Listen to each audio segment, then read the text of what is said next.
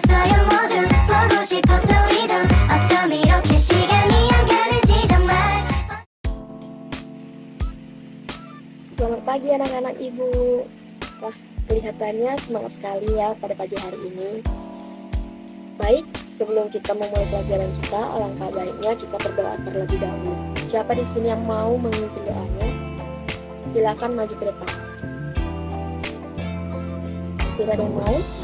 Baik, kalau begitu biarkan ibu yang memimpin doanya. Kita mulai ya, berdoa dimulai. Berdoa selesai. Sebelum kita masuk ke materi, ibu absen terlebih dahulu ya. Aldi, Anissa, Desi, Dinda. Oke, kelihatannya pada hadir semua ya, rajin-rajin dan pengerti ibu. Baik, sekarang kita akan memulai pelajaran kita. Sebelumnya ibu ingin bertanya, siapa yang tidak membawa buku paket? Yang tidak bawa, coba angkat tangannya. Ayo, angkat tangannya.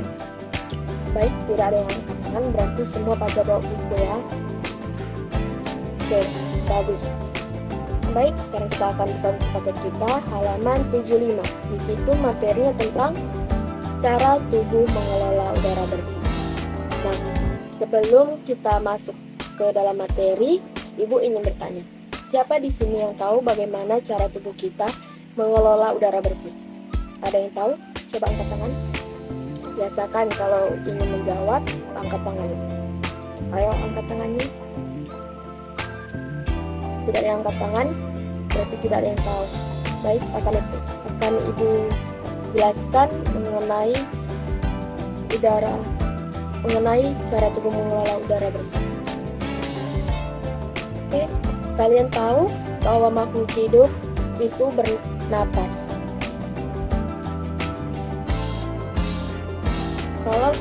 Kalau tidak bernapas berarti disebut makhluk mati. Nah, anak-anak, kita akan belajar tentang sistem pernapasan pada manusia. Kalau pada pembelajaran sebelumnya kita sudah membahas tentang sistem pernapasan pada hewan, hari ini kita akan belajar tentang sistem pernapasan pada manusia. Nah, coba kalian perhatikan gambar di samping ibu. Sudah? Kita tahu bahwa manusia itu bernapas menggunakan hidung dan menggunakan paru-paru. Manusia bernapas untuk memasukkan udara ke dalam tubuh. Udara mengandung oksigen. Oksigen dibutuhkan untuk mendapatkan energi dari makanan.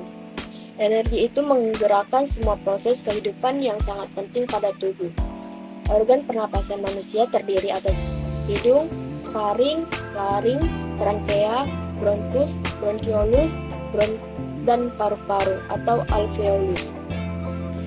Oke, yang pertama yang akan kita bahas yaitu hidung. Udara masuk melalui lubang hidung ke dalam rongga hidung. Nah, di dalam rongga hidung terdapat rambut-rambut pendek dan tebal untuk menyaring dan menyerap dan menangkap kotoran yang masuk bersama udara. Selain mengeluarkan udara yang masuk, itu juga berfungsi melembabkan selaput hidung kita. Berikutnya adalah faring. Apa itu faring? Faring merupakan persimpangan antara saluran pernapasan pada bagian depan dan saluran pernapasan pada bagian belakang. Jadikan hidung kita dekat dengan mulut. Mulut itu kan untuk makan. Nah, di sini ada persimpangan antara saluran pernapasan dan saluran pencernaan. Itu disebut dengan faring. Nah, dari faring ini kan diteruskan ke laring.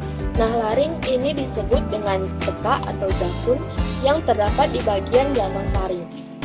Nah, laring ini terdiri atas 9 susunan tulang rawan berbentuk kotak. Nah, dari laring, udara itu akan masuk ke trankea. Apa itu trankea? Trankea yaitu batang tenggorokan. Pada trankea terdapat jaringan yang disebut dengan silia yang akan bergerak dan mendorong keluar debu-debu dan bakteri yang masuk. Nah, dari trankea masuklah ke bronkus. Apa itu bronkus? Bronkus merupakan percabangan dari trankea serta terdiri atas bronkus kiri dan bronkus kanan. Dari bronkus dan sekarang bronkiolus. Apa itu bronkiolus? Bronkiolus merupakan percabangan dari bronkus. Nah, bronkus tadi kan cabang dari trankea, sedangkan bronkiolus itu cabang dari bronkus. Lalu di ujung dari bronkiolus itu ada alveolus. Nah, alveolus terdapat di dalam paru-paru yang merupakan tempat terjadinya pertukaran antara oksigen dan karbon dioksida. Alveolus dikelilingi kapiler darah.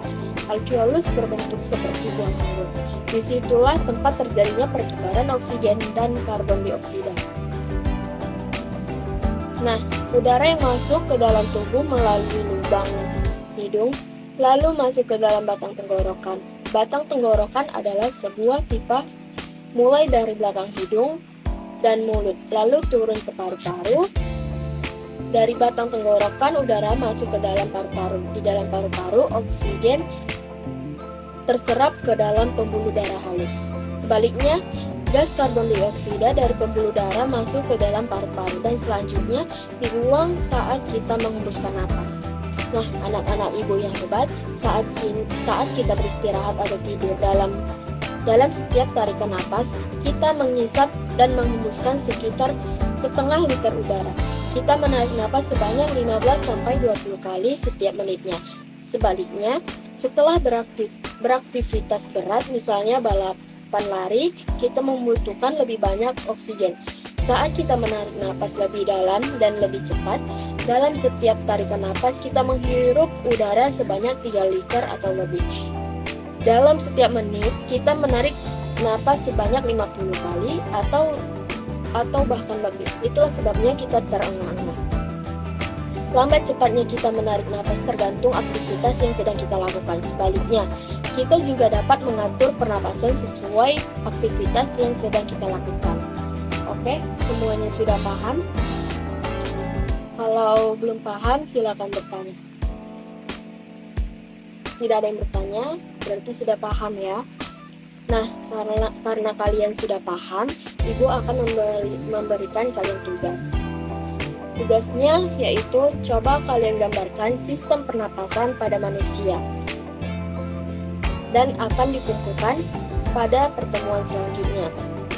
Nah, sampai di sini pelajaran kita. Tetap semangat, jangan lupa belajar dan jangan lupa dikerjakan tugasnya. Selamat siang.